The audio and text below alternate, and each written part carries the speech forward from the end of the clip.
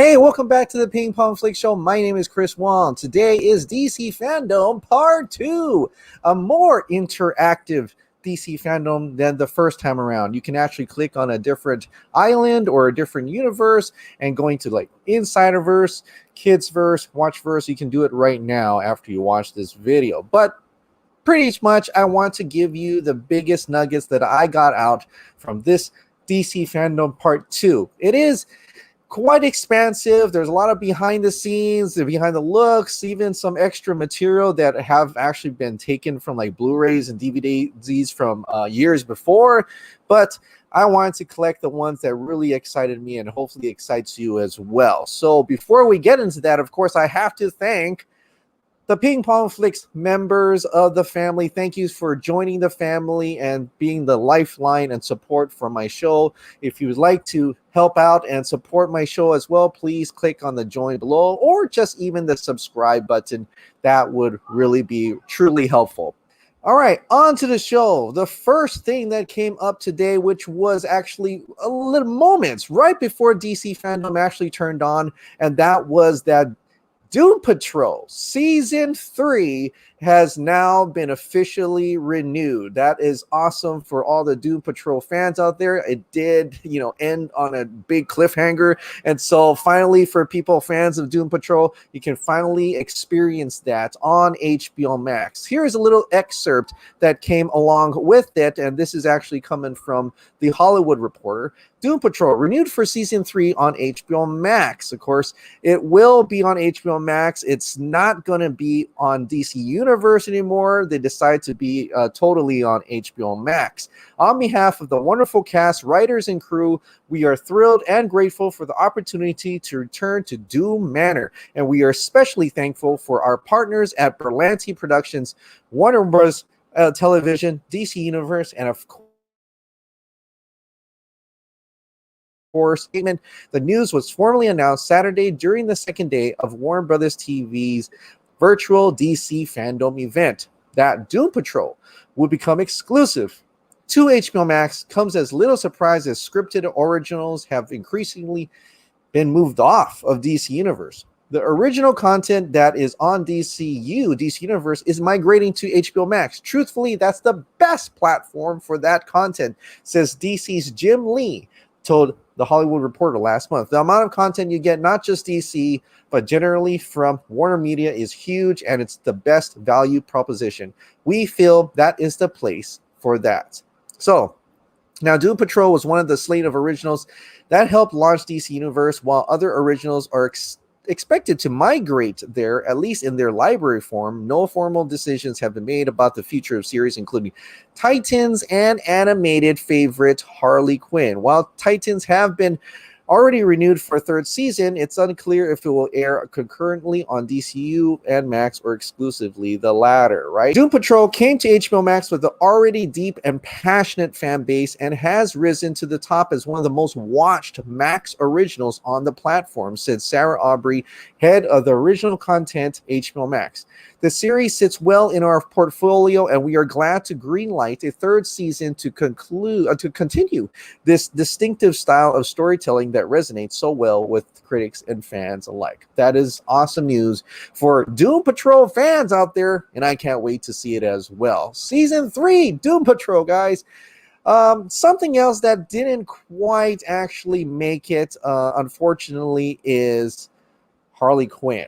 Right. So in the same article as that Doom Patrol in the Hollywood Reporter, it said this: Harley Quinn, meanwhile, has picked up steam since its first 2 seasons arrived on Max. It is currently awaiting word on its future, though sources says renewal negotiations hinge on a new budget for the series. That process has been stalled by the major executive shakeup at the streamer that saw senior leaders Bob Greenblatt and Kevin Riley pushed out and oversight the platform given to HBO's Casey Bloys. So that doesn't mean we're not going to have it. I'm still pretty confident we're going to get a new Harley Quinn animated series renewal, new seasons on HBO Max. I still think that'll happen. I think they just have to go through the budgets, because of the COVID situation, and HBO Max needs it's picking up steam, but it has to work a little faster than that. So I'm really confident it'll still do that. But as of right now, unfortunately, as of DC Fandom Part 2, we're still not getting a new Harley Quinn. So be sure to go on HBO Max and watch the heck out of that show if you want to see more Harley Quinn animated series. And I want it as well. Okay, so please go and watch that. In fact, maybe I'm going to start, watching season 2 again, just to be sure I'm getting more views to that animated series.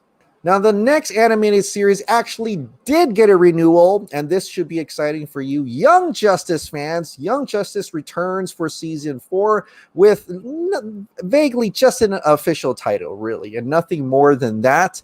This is coming in right now. Geeks Worldwide, Young Justice Phantoms is what it's going to be called. Confirmed by Scoop that Geeks Worldwide did a while back. It does return for 4 seasons, and it is indeed being called Young Justice Phantom. So, like I said, I'm going to be covering a little bit more DC shows, as you see here, and I think these are the great starts for my coverage for DC shows from here on out. All right, now, another DC show. It's not animated, but it is coming out, and it is a spin-off of the CW series Flash, Green Arrow, and so far. I talked a little bit about that, and I think this will be another jumping off point to see how this really works out. I am a huge Superman fan, and so I'm excited to see more Superman, absolutely. But like I said, Tyler Hoechlin's Superman and the things that he's shown in the CW so far hasn't really got me too excited, but there are more details now that kind of perk my interest, including details about the story a little bit, and that a new suit is coming. Okay, so this is all about Superman and Lois, and these are the official promo arts for that. That's Superman, and of course that's Lois. So it's about Superman and Lois. It's kind of essentially this modern take on Lois and Clark, adventures of Lois and Clark, adding a little bit more extra to it. So this is coming from The Wrap. CW Superman Lois will show off new threads for the Man of Steel. Yes, he's getting a wardrobe makeover. All right, so Superman Lois will debut a really badass new Superman suit design, according to EP Todd Helbing. Fandom posted on Twitter Saturday, right? And they talked a little bit about that the story will focus on Superman and his wife Lois Lane, who moved back to the town of Smallville after an unspecified tragic event, an attempt to rebuild their lives. Lee said during the panel that the show will examine the classic superhero romance from another angle, parenthood, but will still be more than just a show about this new, unusual nuclear family. Helbig said during this DC Fandom panel that his goal is just to tell really a story as grounded as it could possibly be and have Superman in it. And as a couple, we really get to learn into Clark and Lois not being Superman and the most famous journalist in the world, but really as parents, right? So he also adds that he plans to show more of the relationship between Superman and Lois, who works as a celebrity journalist for the fictional Metropolis newspaper, of course, as we all know, the Daily Planet. What is it that, like, when you have jobs like that, Helbig asked, we wanted to present two kids who have completely different skill sets, and how do you deal with that as parents? And that's interesting, how that would be actually a really kind of cool relationship to see two boys. Well, I have sons myself. I have 3 of them. They all don't act like each other. So it's interesting to see that dynamic with, I'm pretty sure they have powers, right? Do they have powers? Is one more journalistic than the other, or is the other one more smart than the other? One is more reckless than the other, and how would that transpire? I mean, would it be really cool? I don't think it was to happen, but I mean, one could be more evil than the other. But I don't think that would happen, but that would be a pretty interesting take on that. So Tyler Hoechlin will star as Superman, while Elizabeth Tulloch will play Lois Lane. The series logline is the world's most famous superhero and comic books most famous journalists deal with all the stress, pressures, and complexities that come with being working parents in today's society. So, and that's pretty much the spread about Superman and Lois. They did kind of also tease that there may be a love triangle between Superman, Lois Lane, and Lana Lang. I think there's a lot of people I've seen on Twitter that are kind of triggered by that. I don't necessarily mean they might cheat on each other, but I think they're going to throw that little bit of a curveball into that dynamic. And so I'm wondering how that's going to really play out with that in mind. Now, about that new Superman suit, like what is that essentially going to look like, right? There were hints about it before, and I'm going to show you right here. This was back in January 16th, where this was apparently, this is a concept art for Tyler Hoechlin's new Superman suit for the Superman and Lois show. He was due for an upgrade. What do you think? I like it. I think that if it's fitting like that, it's much better. And I think even on the DC panel where they said that his original suit for the Crisis, and it didn't really fit him well. Like they were kind of threw it together, I think. And so I think having it more form fitted, like how it kind of looks like here, is actually going to make him look a little bit bigger. And that's what I think will probably work out for this character in terms of his look, to make him look a little bit bigger. All right, right. Like, I don't know if you're going to be Brandon Routh bigger like you did Brandon Routh looked like in Crisis, but at least a little bit more, I guess, super would be the key word that I would like to use there. And I think just looking like this, and if his figure does look like that, then that would certainly work well. And I'm really glad they're going away the undies entirely. I mean, he never had it. To be fair, he never had it. Ralph had it, but and I'm glad that they're sticking to that. They're not going to have the undies for him either. So Superman and Lois, it's coming out, the new Superman series.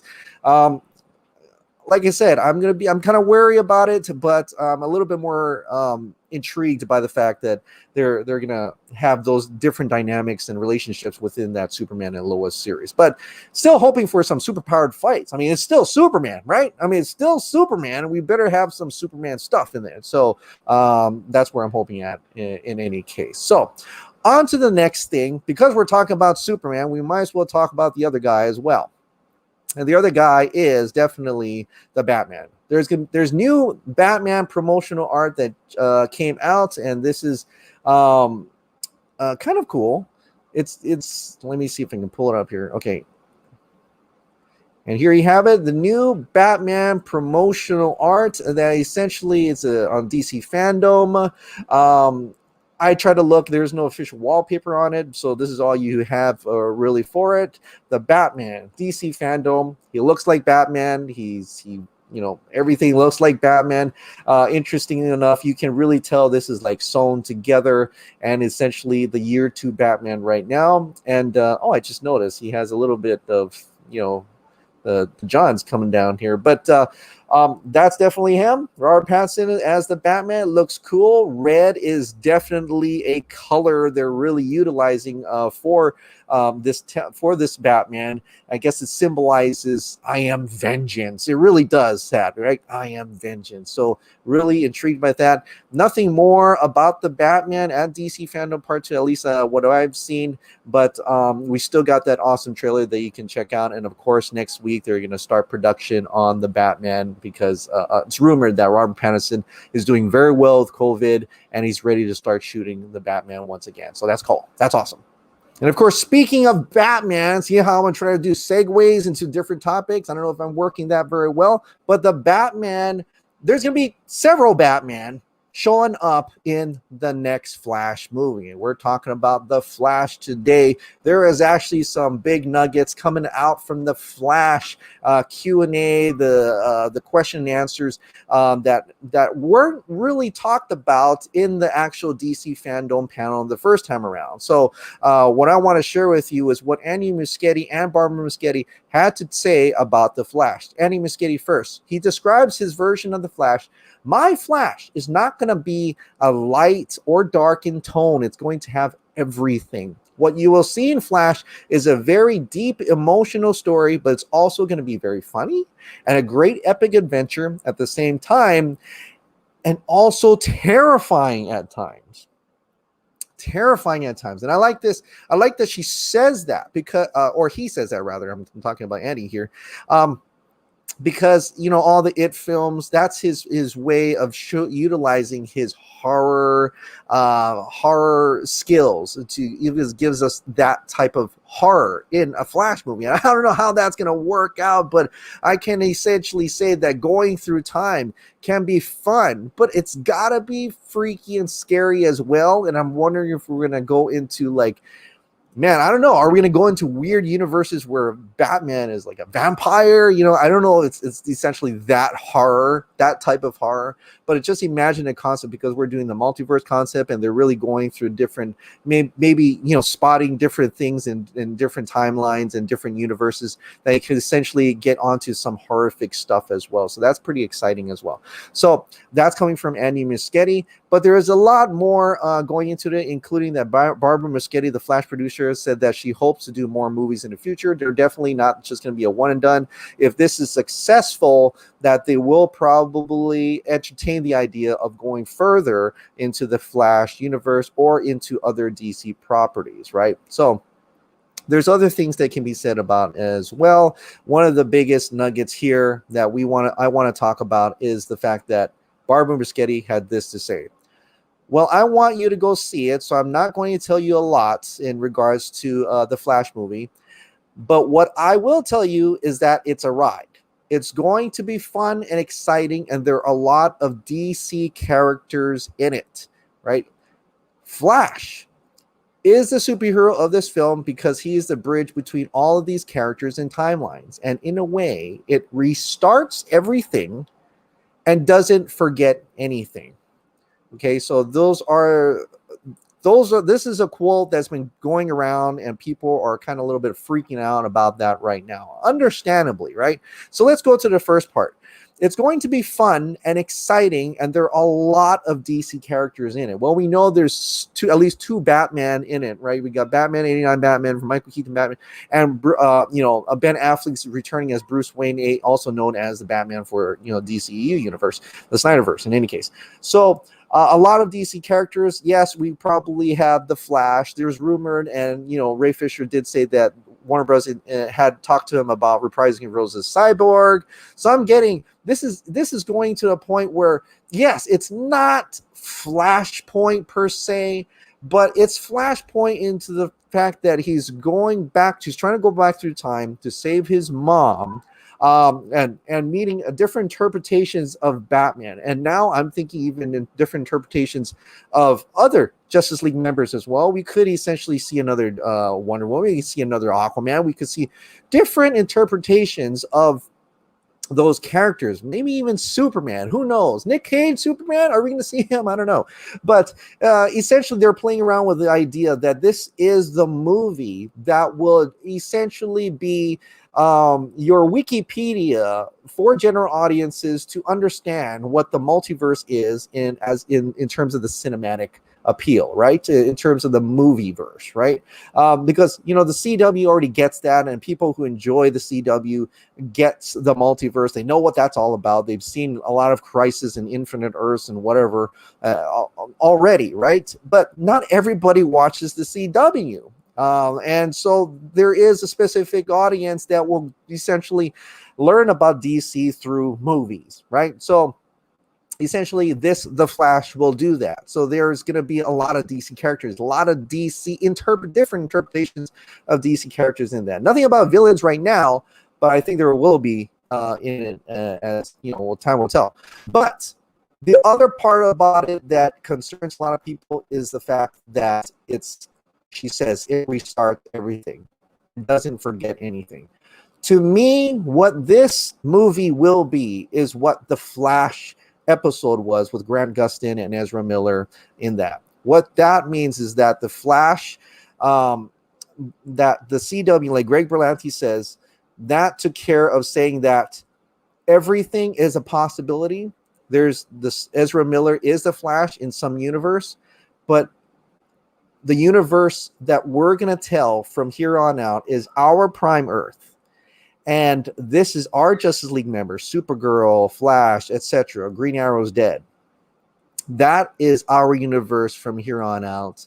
And that's the story we're going to tell. But at the same time, we're not saying we're replacing anybody. It's just that in terms of the CW, that's our universe.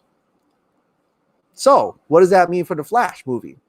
To me, what it says, it restarts everything, meaning that the cinematic universe, the movie universe, this is our jumping off point. This is where the Flash will reveal who's going to be our Batman. What is Warner Brothers, not Warner Media, not Warner Brothers cinematic canon. What does that mean? It's essentially a cinematic universe. They're getting their own timeline. This is them telling us that they're restarting their timeline at this point from the Flash. This is your start of that universe. Just like the CW, after the Crisis on Infinite Earths, they just explained it. This is how we're going to have it now. This is our timeline. Greg Berlanti, this is our timeline. Everything else before it, after it exists. But this is the story we want to tell. So what Barbara Muschietti was telling us here, this is what I believe, is that this, after this Flash movie, whatever here on out from Warner Brother Pictures is our timeline. Zack Snyder could still make his timeline over on Warner Max, Warner Media. That's fine. If someone still wants to make a spin-off movie, Matt Reeves can make his The Batman. But in terms of Warner Brothers, in terms of how the cinematic, their own cinematic connective universe, it's going to jump off from the Flash. That's what I believe in any case, and that's what I think that she's trying to say. It's just like what Greg Berlanti says for CW, that everything exists. Ezra Miller exists. There is Green Lantern. There's Brandon Routh is still flying around as Superman in his world, but the stories that we're going to tell from now on the CW is from the timeline that we set, the universe that we created after Crisis on Infinite Earths.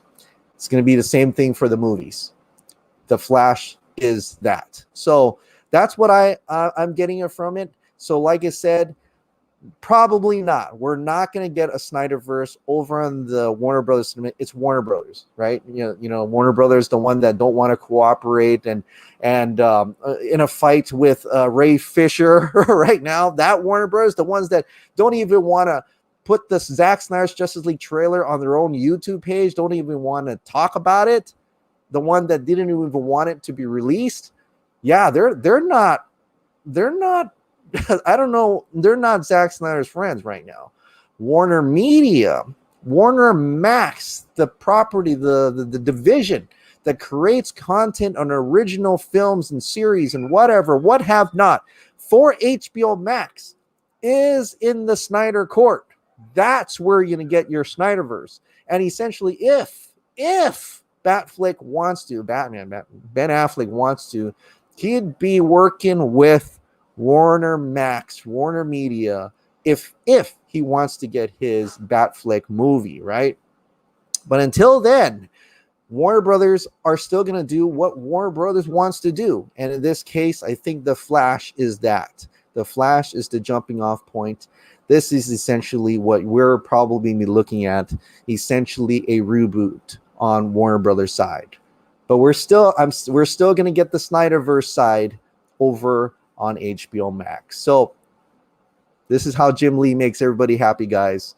This is how Jim Lee is going to work it, right? Everybody's happy on CW, Warner Brothers, Warner Max. Everybody's happy, right? So that's how I see that going on. That's going on with that. And but yeah, feel free. I would love to definitely talk about this further. And in fact, Andy Muschietti actually said that in the interview last month. This movie is a bit of a hinge in the sense that it presents a story that implies a unified universe where all the cinematic iterations that we've seen so before are valid. It's inclusive in the sense that it's saying that all that you've seen exists and everything that you will see exists in the same unified multiverse. So that's how pretty much is going to go down. And I've been saying this forever. So we just have to just believe that fact now. If you want more, Snyderverse is not going to be happening on Warner Brothers. It's going to be happening on HBO Max, and hopefully that does case. So we're talking about Zack Snyder's Justice League now, aren't we? Yeah, let's get into it. Official Justice League score teased by JunkieXL. Just a small tease, but check it out.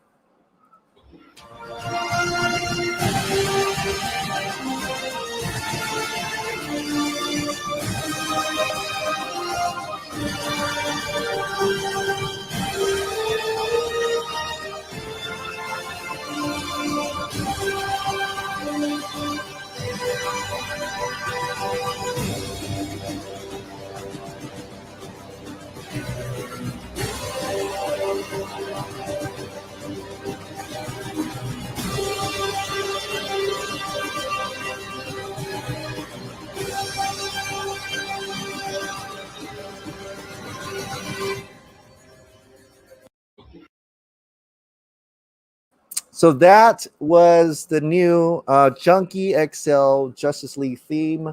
I gotta say that little 40 seconds that we've heard about this score is better than anything that Danny Elfman gave us in the Justice League movie. I'm just gonna say that right now. I mean, just to be quite honest, it definitely is better than anything that Danny Elfman has done for that Justice League movie. So amazing. It does sound awesome. It sounds rip-roaring. It sounds hopeful. At the same time, it's kind of like this. I'm almost imagining one of this is like where they're rising up and looking at and this is just my own theory in any case, where they're seeing the flying fox and they love the flying fox, and when the music comes up, it's like the flying fox is flying away, it's going to on its mission and stuff. So I'm thinking that might be the case. Of course, it works, and I'm looking forward to everybody's take on this. I'm looking forward to the fan edits. I'm looking forward to the fan trailers, whatever they can add this music in. I'm looking forward to the actual musical score as well,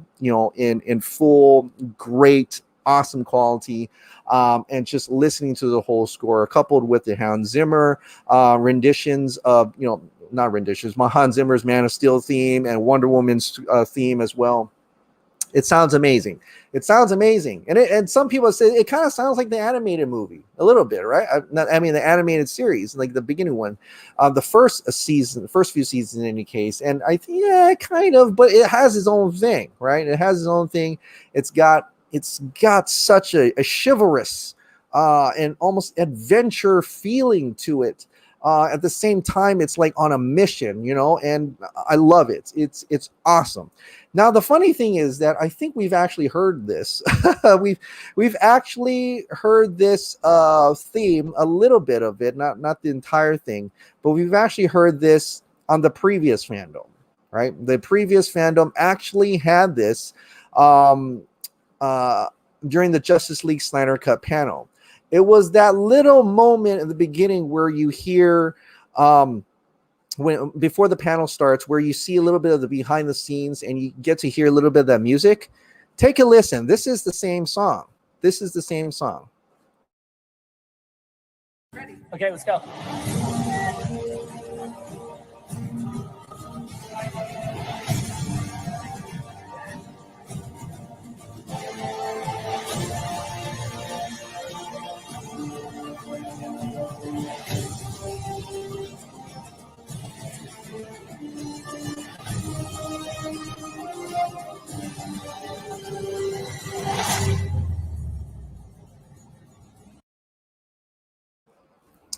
So like I said, that was like just a little bit of that theme that was played right in there.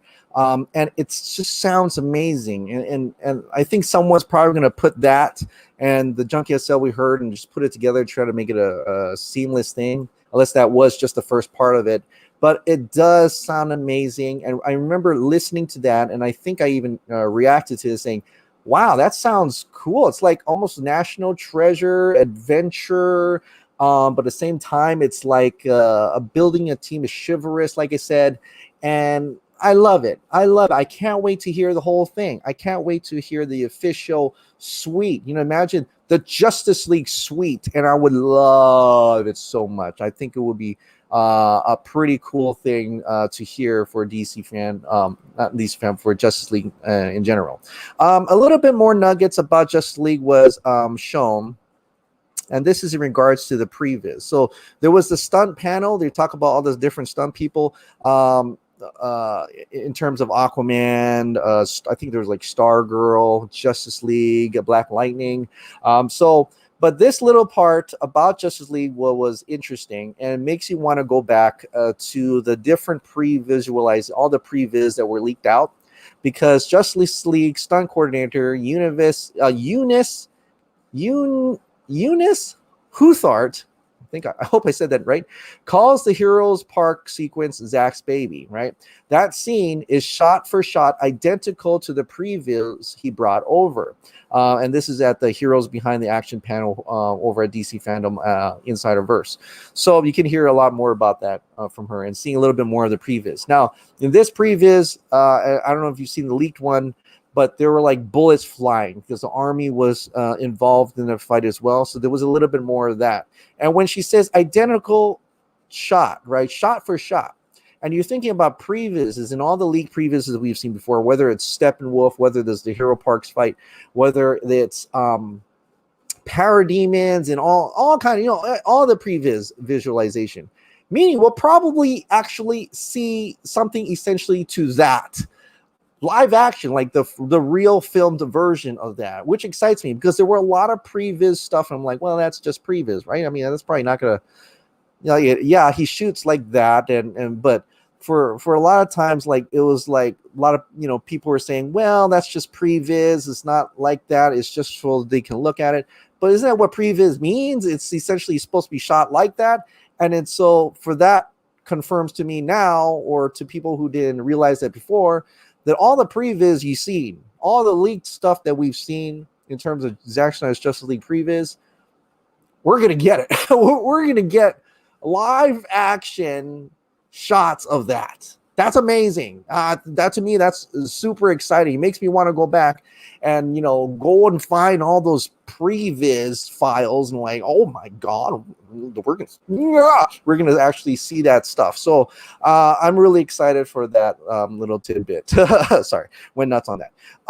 But there's something else that maybe a little bit interesting and maybe a bummer for some people right now. But of course, this is not entirely official, but we'll have to see. Now, there was a debate about Zack Snyder's Justice League title, right? I know Zack has said he's working on it. There's some legalities to go through, but he thinks he's got it. There's also that at one point they even called it the Justice League Snyder Cut. Well, now DC Fandom Wallpapers suggests the title is Justice League Director's Cut. What I'm talking about is this: when you bring up the DC Comics, DC Fandom Wallpapers, you scroll down. There's a lot of cool stuff in here, by the way, if you want to check it out. DC